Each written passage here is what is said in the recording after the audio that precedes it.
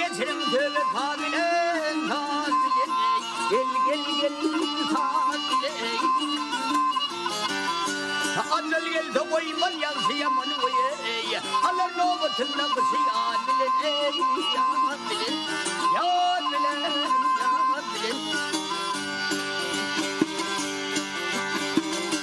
Bu dünya bir gelir geçer bir kervan Her kim ölkerine dönür yüzel van Gel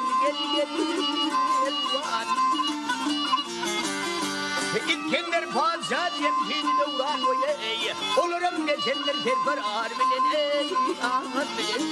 ağır bilen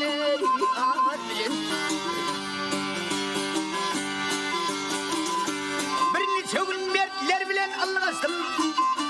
At tepedim belen dağlardan asım Gel asım gel asım Yaralı kaplan ne gönüm çavuştum boye 50-60 sevden bilen yüz bilen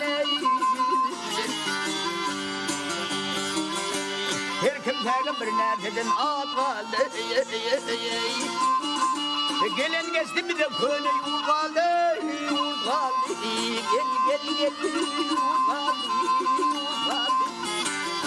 Devlet yarı yekelikten dert kaldı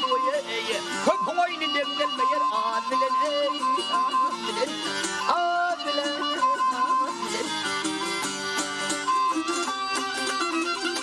Ar köpün oyunu demlenmeyer adilen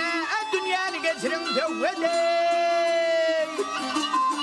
Tabilen oye gel al gel çal